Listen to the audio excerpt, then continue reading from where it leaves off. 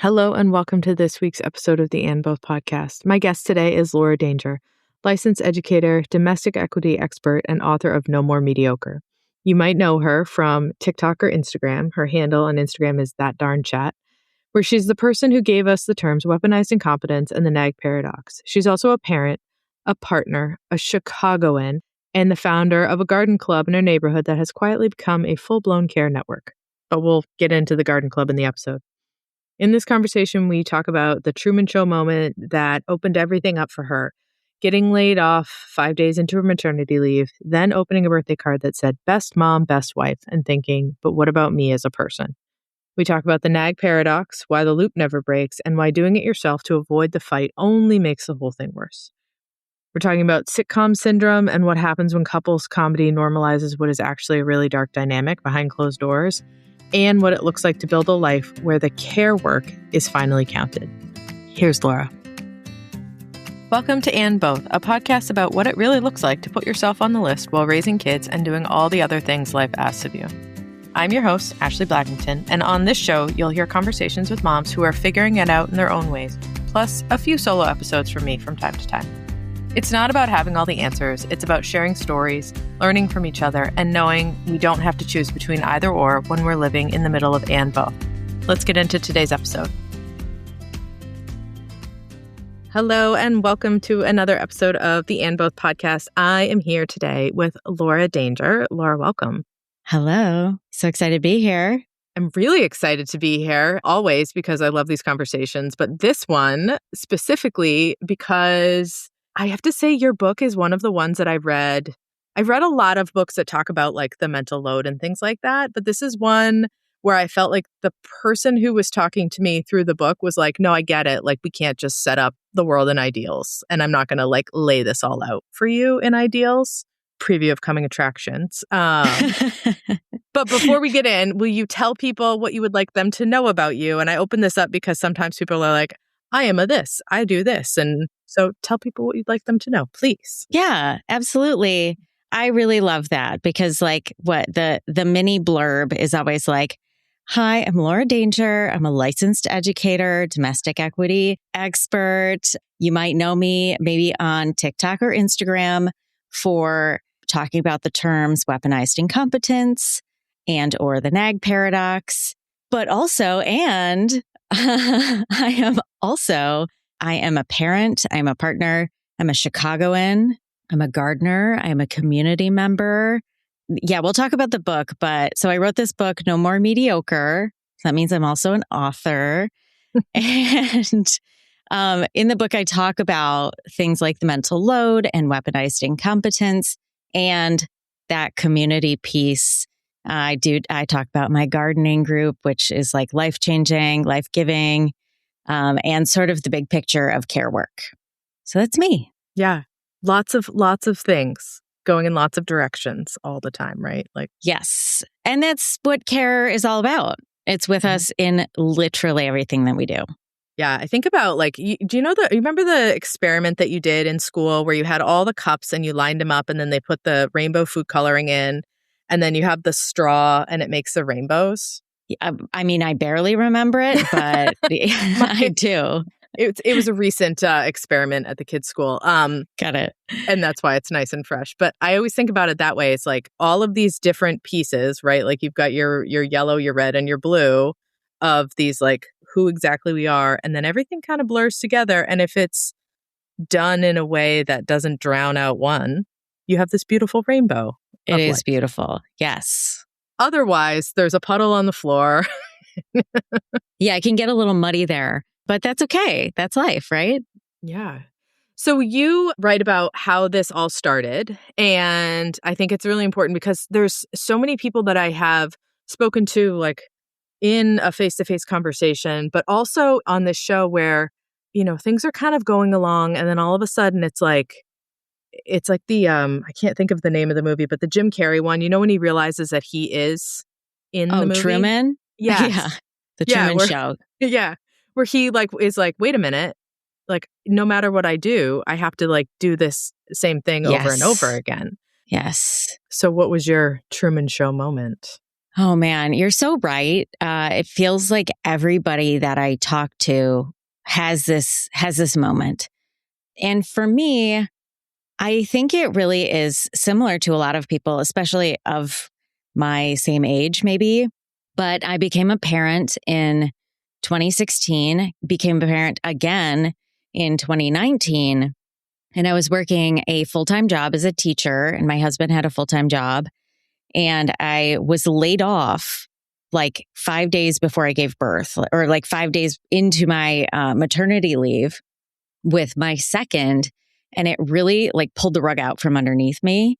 And I was like, oh, wow. It doesn't matter how dedicated I am to my students or how hard I work at this. I'm pretty disposable.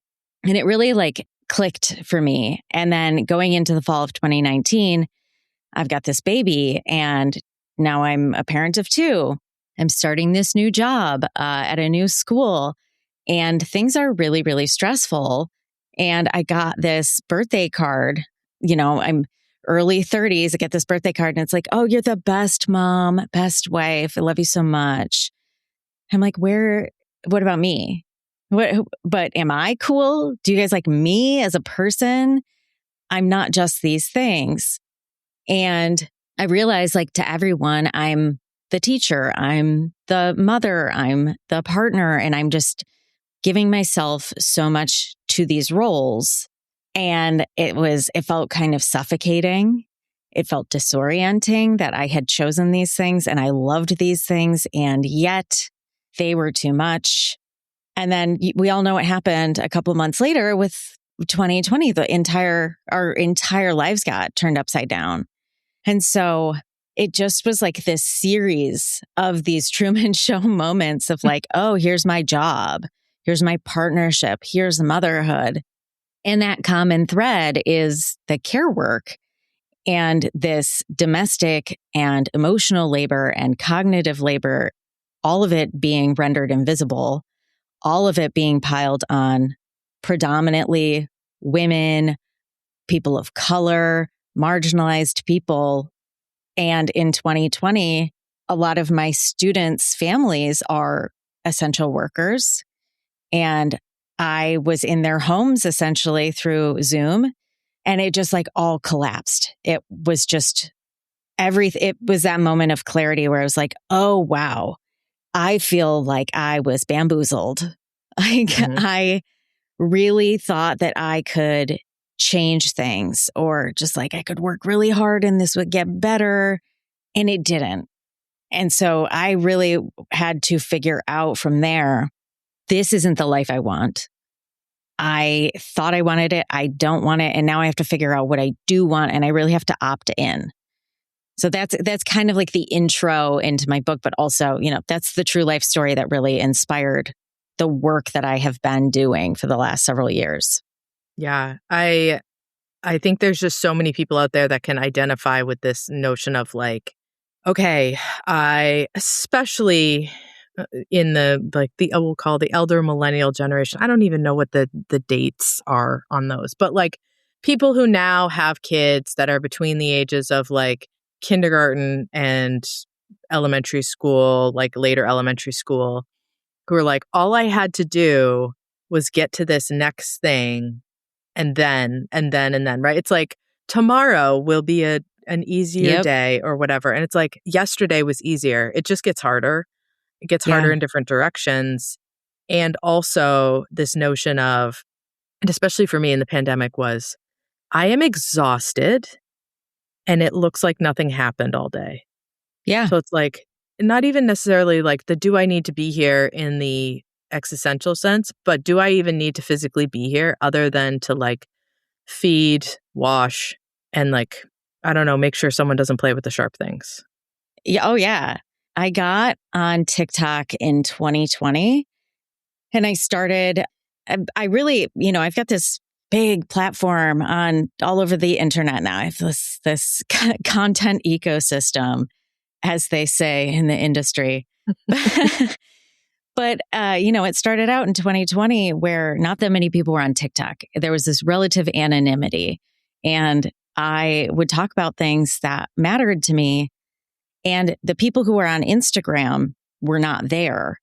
And so I would see my real life community, my real life friends, like literally crying into their Instagram stories, being like, I have to leave. I have to quit my job. I can't do this. Like that, what you're saying is like, what is any of this for? We thought it was going to be 2 weeks and now it's a month and now it's this and this. And it just kept going and kept getting worse.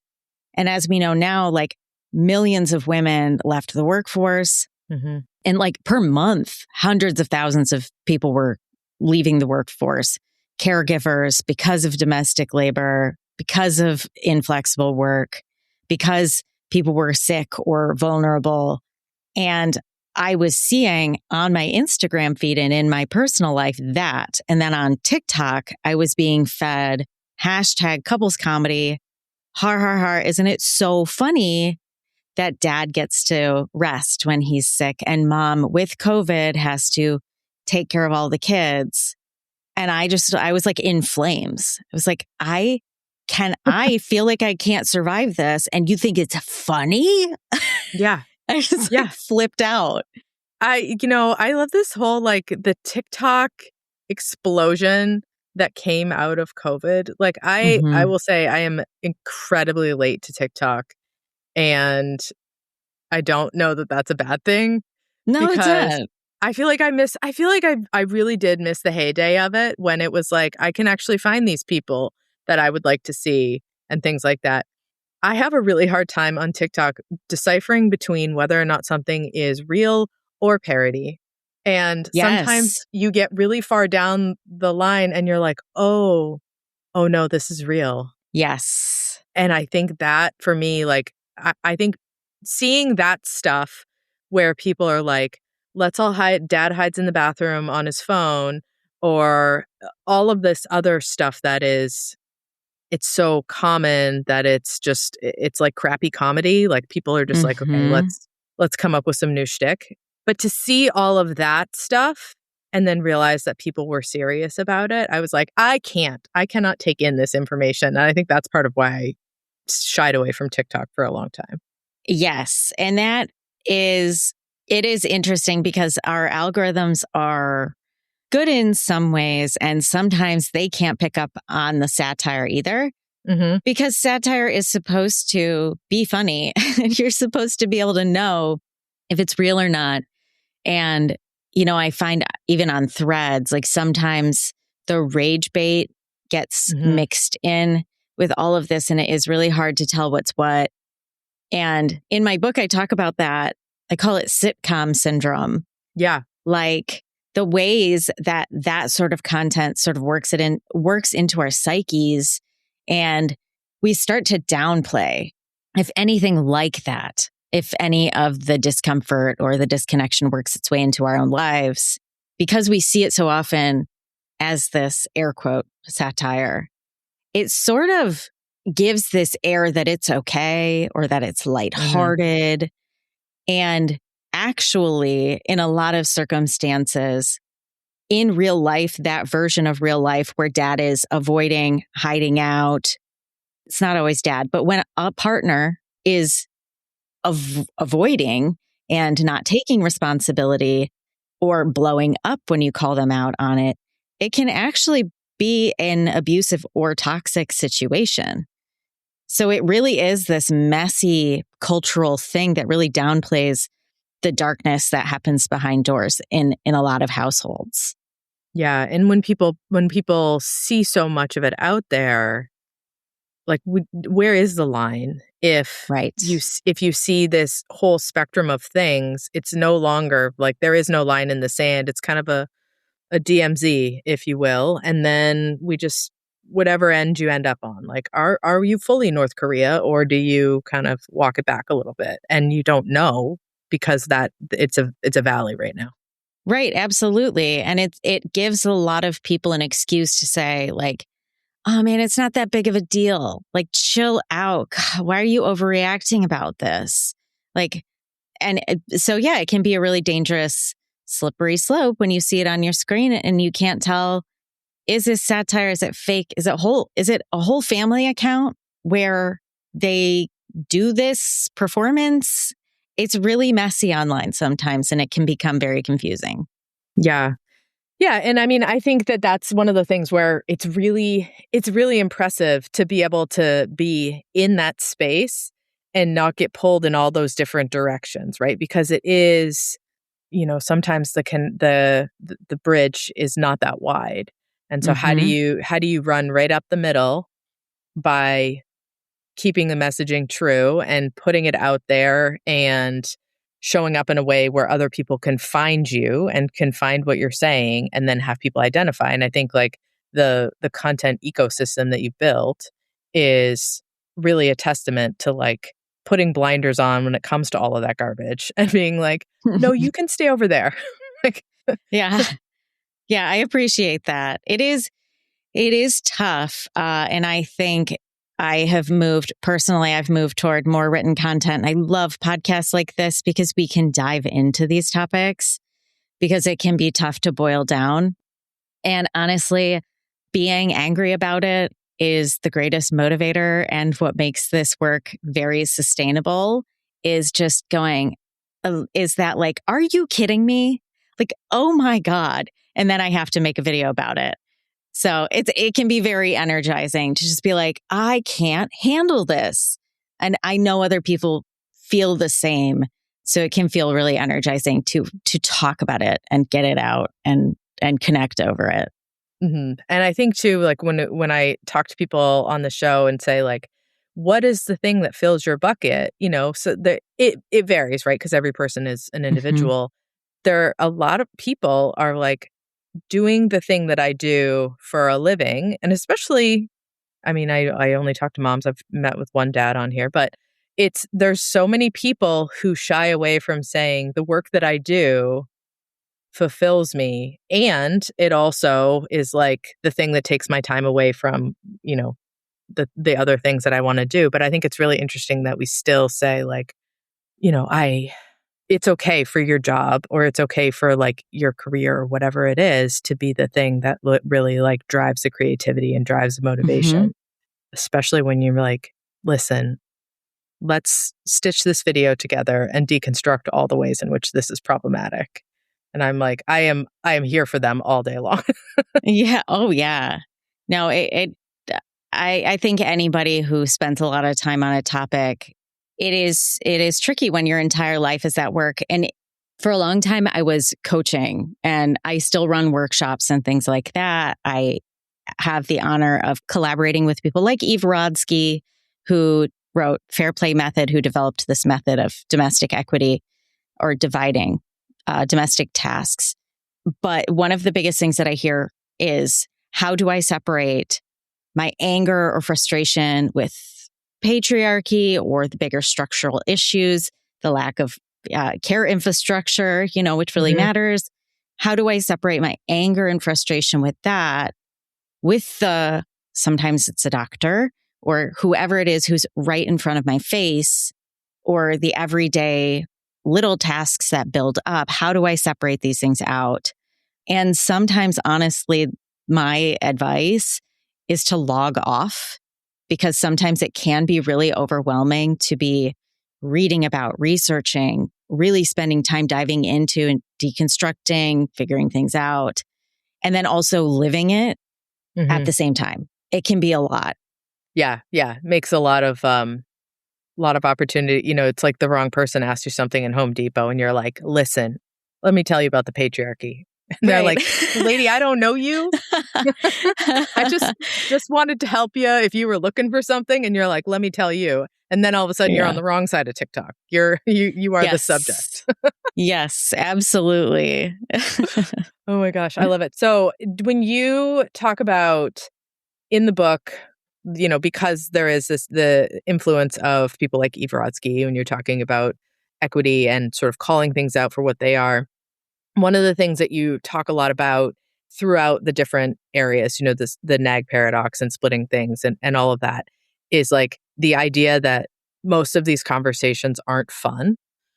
Yeah. They're super hard, super uncomfortable. Again, you're talking about like separating anger from, this whole ladder of issues that cover over everything that we're talking about? And then how do you boil that down to like, this is a person I care about, and that this is a person who cares about me. And we've gotten to a point now where we're both in our corners. And how do we move on from there? Yeah, that's the trillion-dollar question, right? So, yeah, this is something that I really explore in my daily life and in my work all day, every day. And I think there's a million answers.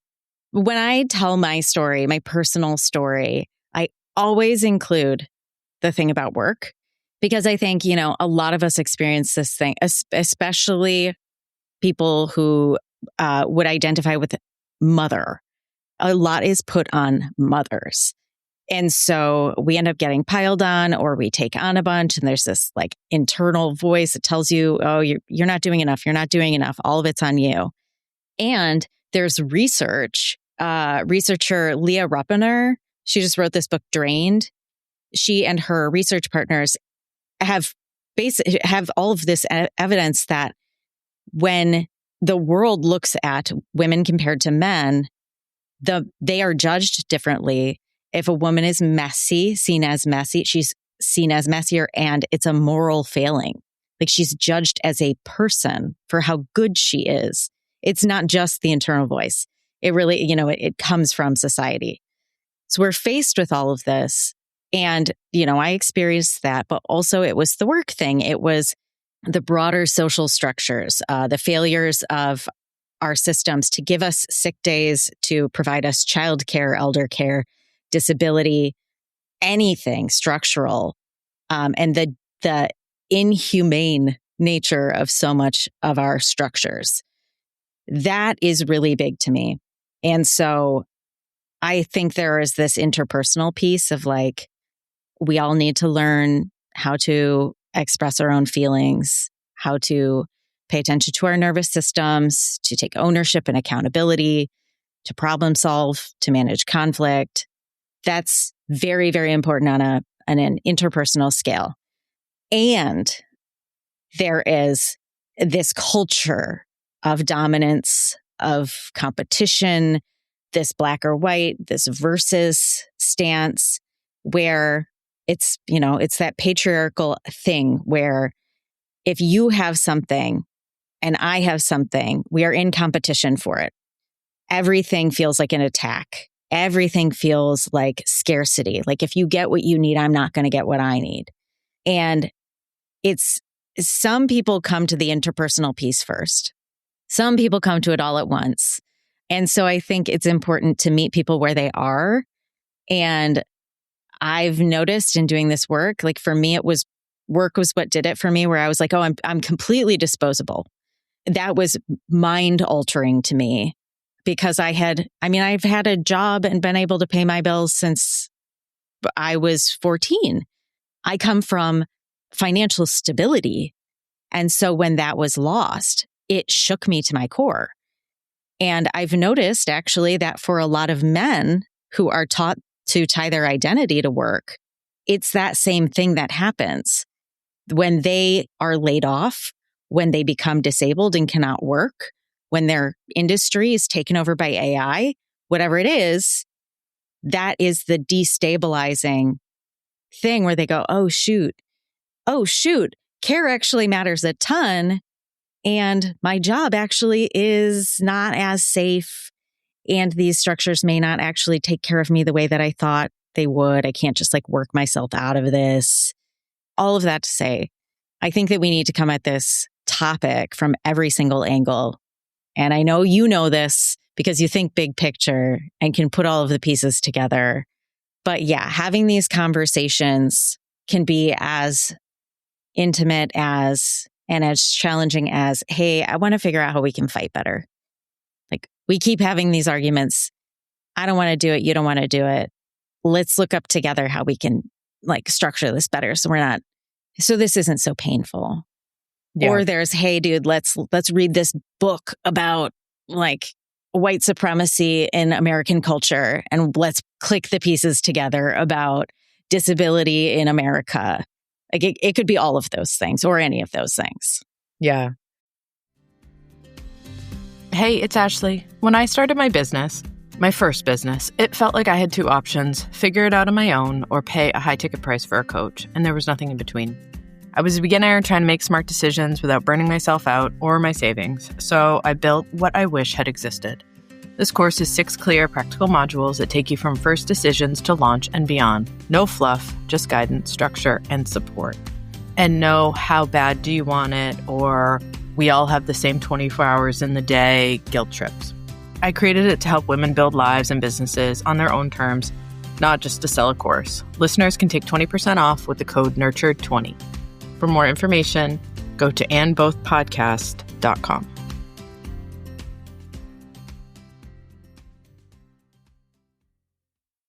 I feel like in the age of AI specifically, or this idea of like things being, it used to be the 50-year sheet cake, gold watch, retirement party, stuff like that.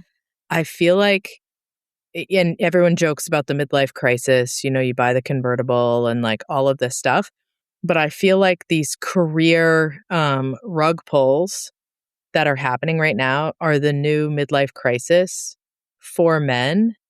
And there's so much of a waterfall effect for something that like women have seen for so long, women and partners have seen for so long. It's like we were, maybe our like parents' generation where it was a single income family. And then it was like you go into work and navigate like the 80s and the 90s and all of that stuff. But now we're in this space of where it was always like they always had this option, right? Because you can go to work because you rely on the invisible labor of somebody else. Everything was set up. School starts at 9 or whatever, and it's over at 3, and there's no aftercare and no buses and all of this stuff. And now it doesn't work anymore because it's too freaking expensive. If anyone's bought a thing of strawberries in this country, it's like, holy cow. Yes. It's crazy. But I think about that in terms of like, we've always grappled with this notion of like, nothing is solid because it so much has been tied to so many other things.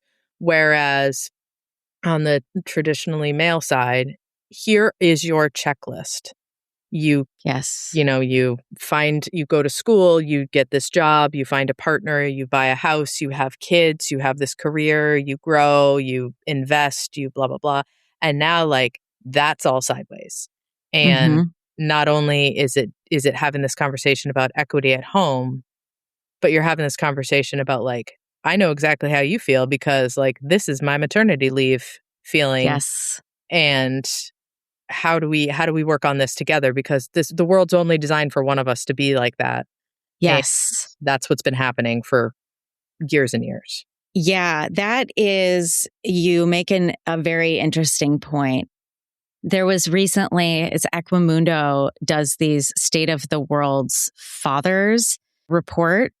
And there's a 2026 one that is really, there are some numbers, like I've just been sitting with it since I read it. It's like, so there's younger fathers, I think like 18 to 35 or something like that, have regressed in their progressive thoughts on equity. They more and more, it's like twice as many men of that age group believe you shouldn't teach boys how to cook, clean, or take care of their siblings in any way, or change that it's not a man's job to change a diaper. It's like getting way worse from 3 years ago.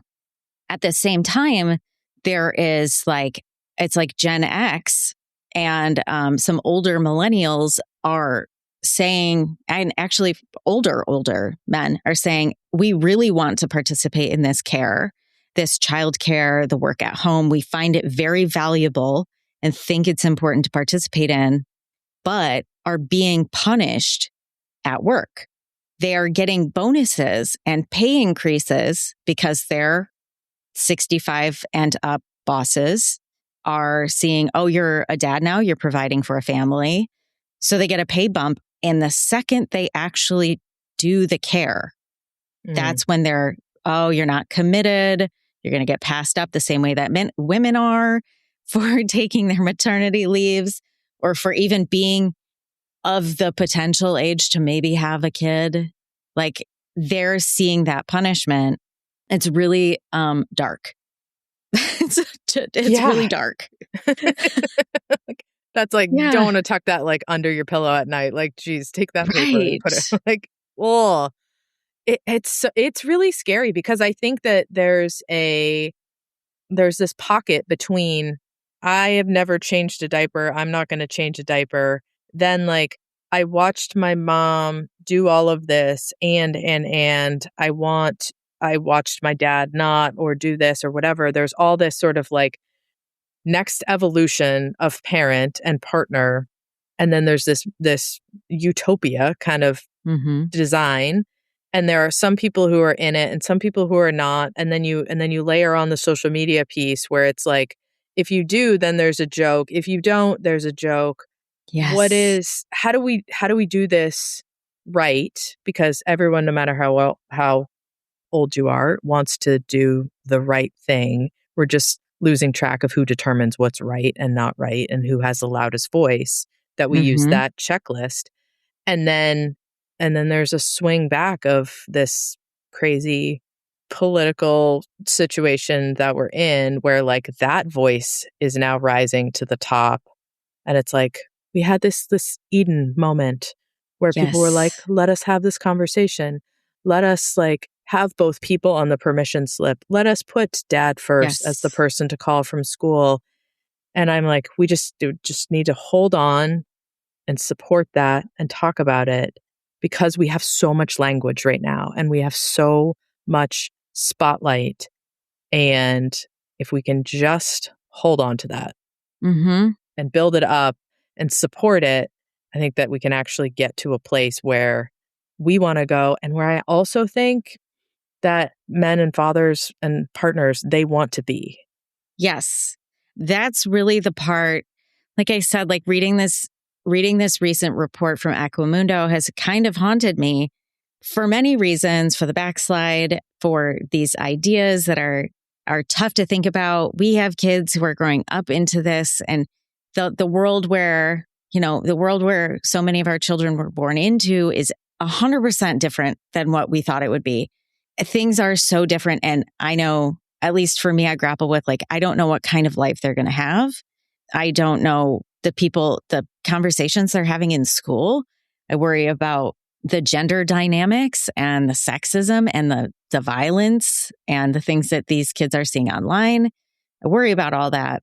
But there is this hopeful, like you said, that hopeful pocket where I'm going, oh my God, I'm having conversations in my home where the job market is so terrible and the cost of living is so high that businesses are shutting down. They are putting additional work on the employees that remain and making it really miserable. And there is a need. Women need to work to keep above the poverty line or just barely afloat to pay the bills. They are required to have that income to stay afloat. And yet, women also need to do a lot of the invisible labor in order to keep the family running. And that same report found that a lot of households, regardless of heterosexuality or not, a lot of households were struggling and being pushed into these roles that they don't believe in. And there is this conflict that's happening. And I feel it in my own home where it's like, oh, I'm in this role of stay-at-home parent. And you're under this situation where you have to work hard because you got to keep that job. You need to keep that job. And we have no other choice but to continue in this exact position because things are tough. And I know that almost everybody I talk to is in the same shoes going, I wish it was better. I thought it was going to be better. And we are stuck here. And there's a ton of grief about that. Yeah. Yeah. I wholeheartedly agree. Like I work from home and work from home. I feel like this is a pandemic thing that just won't quit, but I feel like work from home and stay at home parent are synonymous now. Yeah. If there's a call from school, if there's whatever, and and then it's like, but you're already home. And I'm like, but I'm working. And so what does that mean? And it's a really tricky piece to be in. But on that same vein, there's not an option for it to be the other way. Like my husband he travels for work, not airplane travels, but car travels. He cannot go and get the kids from school. Yeah. I'm here. I can go get the kids from school. But that doesn't mean that it's my responsibility to get the kids from, what I mean? It's a weird, Yes. like, I am here. I am wearing the name tag. I am doing the thing. But that is because if the roles were reversed, then the roles would be reversed. But they're not. And that doesn't mean that we're in the 50s. It means that we're in the 2026s. And this is just what it looks like. Yeah. Yeah, absolutely. Yeah. Believing in equal rights, believing in an equal say and all of that gets you far enough. And I think I'll say this. There is evidence that believing men should be doing this and women should be doing this, and they're like believing this power structure in these roles can cause conflict. There is increased conflict in households that are in that position. Like there's evidence of this. Even when you are in the position you're in or I'm in, where it's like, okay, I am more flexible. Okay, I'll take the time off. I'll take the sick kid. I'll answer the calls, do all these things. I am home. I'll throw the laundry in. Like even in that position, there is a high chance that we are having less conflict in my household than someone else because we don't think that we're supposed to be doing this. There's no biological thing where my voice is lesser or I should answer to him or that he doesn't have a role in the care because we can do the conversations. We can manage the conflict. We can adapt when there have been times where I have had to, fly out and he's had to cancel work and he's had to be home because our needs ebb and flow. The needs of the collective are considered and not seen as in competition. That leads to not always a better division of labor realistically, but a much more cohesive and balanced household overall. Yeah. Yeah, I think that's really important to point out because I think sometimes when people are like, well, if I do this role, then that means this. It's sort of like, well, I've put myself in this lane and here I am now. And that's the same. Like we have 4 kids. So this idea of like, these are your responsibilities and these are my responsibilities doesn't work. It is, we're playing zone defense all the time. And so like, there's an element of like, here are the things that I can do based on where I am, and here are the things that you can do based on where you are. And I think if the common goal is to get through all of the activities, to enjoy the activities, to to do this in a way that sometimes looks like some parts are carried by one in a huge way, and some parts are carried by others. But at the end of the line, like we take the average over time versus like being in the mud about it individually. That makes me feel like, well, if you took a snapshot, it's kind of like a test in school. Like if you took a snapshot right now, it would look like this. But if you look in 6 months or 2 years or 2 years ago, you would think a completely different thing. And so it just has to evolve over time. Yes. Yeah, I love that look at it. And I will say, like, I think that a lot of people, when they become parents, will have this moment. I hear this all of the time from like young parents. It's like, as a young mom, my life changed and his didn't. And that is a very painful moment. And really, I think if you like strip away the gender of it and all of that, when one party is the keeper of the knowledge or is being held, like I said, if there's outside pressure that literally sees their morality tied to the housework and childcare, they lose autonomy.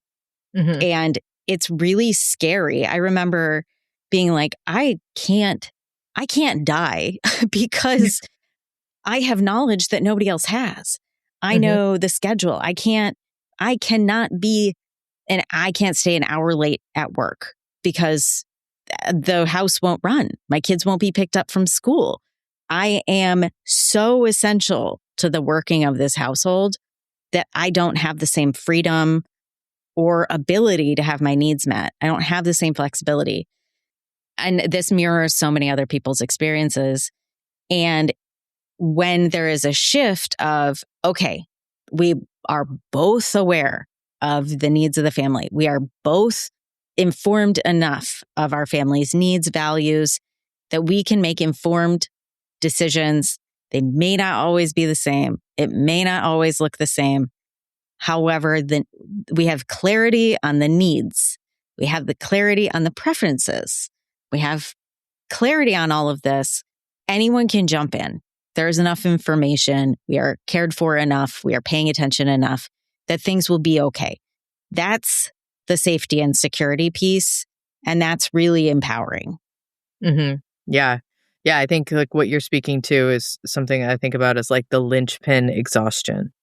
We went snowboarding and skiing, all of that. The kids, they're all bombing down the hill, and I'm like, oh my God, we're going to the hospital. Like, holy cow.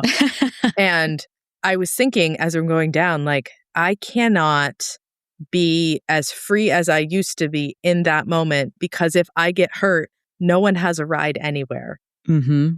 And it was like, if I fall, just don't break my right leg, because I need it to push the gas and the brake on my car. And like, it's a beautiful sunny day out. And this is a thought that crosses my mind of like, this is so fun. And also I have to like be super careful because this, and this being, and it doesn't, it's not like, oh, well, I am irreplaceable. I'm not irreplaceable, but it would cost a lot of money to replace me if you have, someone cleaning the house and someone cooking the meals and someone outsourcing the laundry and all that stuff, because everything has been linchpinned down in the things that I do. But then on the other side of it, my husband has his own sort of linchpinned pieces, and they're very different. However, he is the one leading the pack of children down the mountain. Yeah. No, 100%. And yeah, I mean, I'm going to pull it back to this. There's been such great recent research, but Leah Ruppiner, I really like this take. Like, everybody's got to take on the mental load and the emotional load, the things you're thinking about when you're describing that. There's this definition that Leah gives, which is that the mental load is the emotional thinking work. Yeah. And so I like that framework because it gives credit to what you're talking about with your husband of like, there is an emotional cognitive, there's emotional cognitive decision making when you prioritize, like, I'm making a decision to engage with my children in this specific way right now because I am. And then it's like, okay, maybe I'm parenting different than my parents did. That's emotional thinking. You're thinking, wow, I work, 300 days out of the year. I work 80 hours a week, whatever. I travel. This is so important. This is investment in my family. There are these decisions of like, when you are trying to keep your dang job, that's emotional thinking. And it's not just the like pushing paper, answering email stuff or whatever your job is. There are decisions that you have to make in managing things at work that really do impact your family. The same way you're sitting in the lodge going, I wish that I could be out there engaging in this the same way. And I'm deciding to be here in the lodge and not break my hip because that impacts my family in a certain way. And I need to show up for them in this way. So I really like the flexibility of that rather than using the term the mental load just to talk about like the scheduling and the thinking. I like the more inclusive way because it gives a little bit more credit where credit is actually due. Yeah. No, I really like that. I think that one thing that's really important that we talk about is the nag paradox, because it is a huge part of your book. So how did you start thinking about this? Where did that kind of like spark from for you? Yeah. So the nag paradox is that corrosive relationship loop where one person takes direction and the other directs. And we may hear it like, just give me a list, or I'm happy to help, or just tell me what to do, which then becomes, don't tell me what to do. Yes. Or you're always telling me what to do. You're nitpicking. And it creates this what can come off as criticism. It's like a repeated feedback or correcting. And then this defensiveness. And often it's a defensiveness of any piece of feedback is met with defensiveness. So it just like erodes. It's this constant loop of tension. It can often turn into arguments. And I thought about it a lot because of the comedy, because of the sitcoms that frame this as, oh, women are such nags. And then also we're taught that it's inevitable, that there should be a house manager and that it is equal to have one person managing at home and someone else executing on the tasks or following through. And it's inherently unequal. It's inherently putting more emotional and cognitive demand of the household on one person. And it increasingly demands that emotional piece where it can burn out the like domestic engineer or the nag, because it's really exhausting to exist in this society. We don't have enough support. Things are tough. And it takes brain matter and energy to figure out how am I going to ask? When am I going to ask? How many directions am I going to give? Did we have a fight yesterday? Is it worth risking a fight today? And a lot of times the house manager or the nag will just do it themselves because it's less lift to just figure it out themselves, which of course makes the whole thing kick up again. So that's why you can't win. Yeah, you can't win. It's, do you fight now? Do you fight later? Or are you mad about it? Yeah. Just in general. I think one of the things that it's so helpful for people, because I think when people read a lot of, there has been a lot of stuff that has been written, when you talk about like fair play and all of these books and people that do a ton of research and things like that. And sometimes there's a lot of theory or there's a lot of shoulds that get put out as like the A to Z, here's how to solve. And I think in so many of these pieces, there's elements that are really helpful. And there are elements that are like idealized in a lab. And we have to be inherently gracious with ourselves. And as much as you can possibly muster the other person that you're doing this with, if there's another person that you're doing this with, whatever that looks like. And I think that's one of the things that I really like, that when you write about it, like you put yourself in the story of this. It's not like, this is what the nag paradox is, and this is how you avoid it, or this is how you get out of it, or whatever. It's like, listen, I'm in the swirl. Yep. Like, damned if you do, damned if you don't. How am I going to? And it's like, you can fight to stay in or you can fight to get out. But either way, there's going to be a fight. So you have to make peace with what your fight is going to be if you're moving yourself in a direction of getting out of it. Yes. Yes. And the thing that I experience myself and I hear all the time is figuring out how you're going to manage this is worth the time and energy, regardless of if you decide to leave the dynamic completely or not. If you have children or property or are sharing any kind of responsibility with somebody, you're going to have to keep doing that. So learning how to manage your side is important regardless. And it's great when someone else is on board to do that work with you. That's, like you said, very ideal. But yeah, in the book, I talk about it and I try to be as realistic as possible that, in my household, we do have conflicts about little things. I mean, I lose my glasses constantly. I lose my keys, and then I get kind of irritable when I lose stuff, and that's realistic. And so if my husband avoids bringing something up that I lost, that's a reality of our household. That's a reality of part of our patterns. So sometimes he will take direction from me because he's avoiding something. It's my job to own that. And it's his job to tell me what he's doing and try to keep engaging with me, or for us to problem solve together in a realistic way. Like you said, the principles of a lot of these systems are valuable, and knowing the ideal or knowing how somebody does something, which I include throughout my book. Like, wow, look at all these amazing ways we can do things. That's great and it really important. And the whole reason why my platform and my ecosystem and the book exists is these dynamics happen privately behind closed doors. And the longer we do that and the longer we think that's inevitable, the more we keep perpetuating it. And it doesn't have to be, we don't have to be in a cycle of a blow up, boil over arguments. We can take a deep breath and go, okay, yes, I do freak out when something doesn't happen. Let's avoid that. Let's solve the problem right now. Let's do it.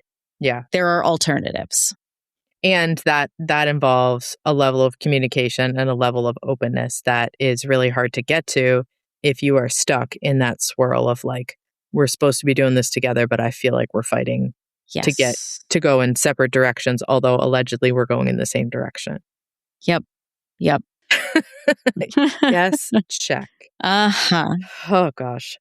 So in the book, you talk about your garden club. I do. Love it.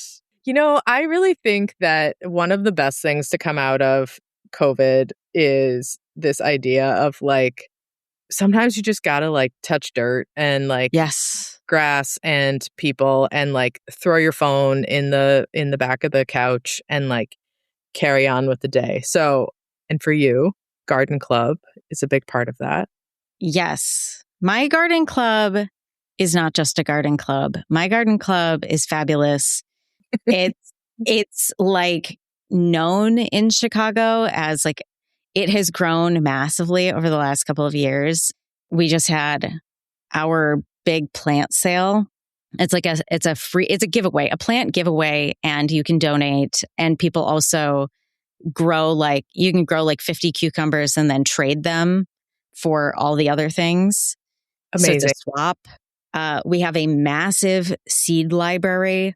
Like nobody in our neighborhood and the surrounding neighborhoods has to pay for any kind of plant. And I mean, we will pair people up, like somebody who lives in an apartment without any sort of outdoor space will be connected with somebody on the same block who might have a backyard and not enough time to maintain it. So there is this just incredible like symbiosis that happens. And I love it because I love to garden and I love fresh veggies, and like there are benefits of touching dirt. And through the pandemic and through, I mean, lots of things have happened in Chicago and continue to happen in Chicago and across our country. There is so much safety and security to be able to identify people on your block, down the block, who's got the tool I need, who can walk my kid to school, who can drive me to a doctor's appointment. Like, it's not just a garden club. It's a full-blown care network, because you can walk down the block and go, oh my God, I love your toad lilies. Like, or like, oh, you're splitting your ferns. Can I have some? And that's how it's just so magical to be like, oh, roots in the ground that connect. Like, we're sharing the resources. Oh my gosh, we're also neighbors sharing resources. I just love it. It's full warmth, whole body warmth talking about it. It's like whole body warmth just hearing about it. I'm like, I can't, I do the people, and I am not responsible for the gardens in my house, but it's hearing about your garden club makes me want to garden. 100%. And garden people are like, oh, you don't need to know anything. Let me tell you.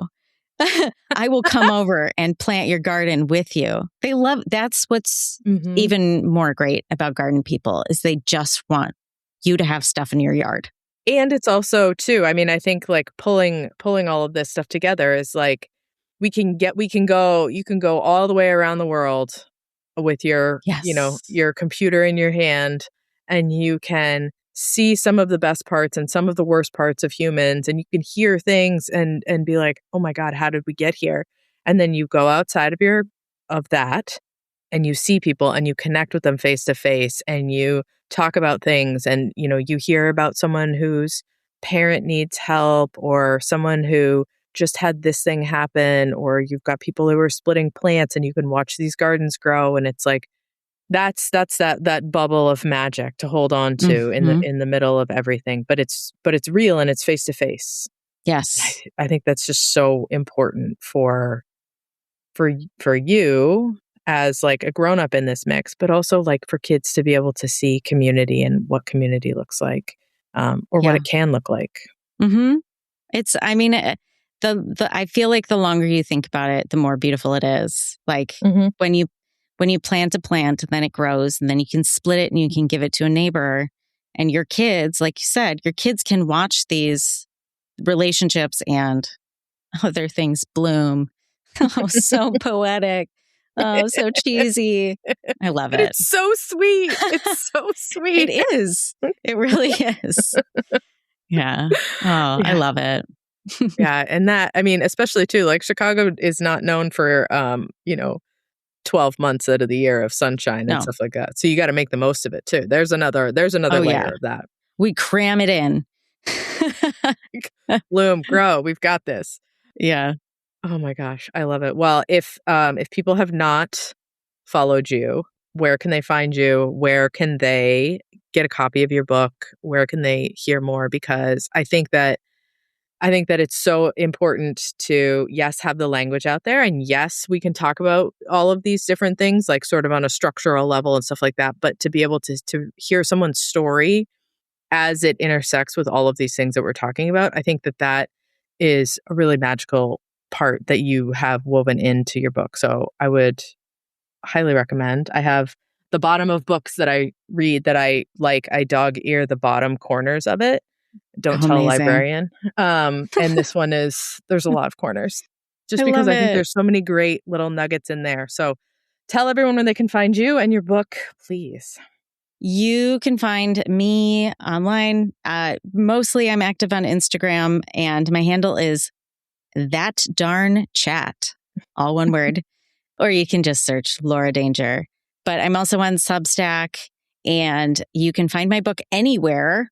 But I would highly recommend the audiobook, which I read, because then you can garden or you can go on a walk in your neighborhood and you can have your headphones in and not look down at your phone. And if you get it from Libro FM, if you get it from there, it actually supports your local bookstore, which I think is really cool. So, get it wherever you get your books, get it from the library. Audio is fabulous, but get it anywhere. That's awesome. Well, thank you so much for joining me. Thank you so much for having me.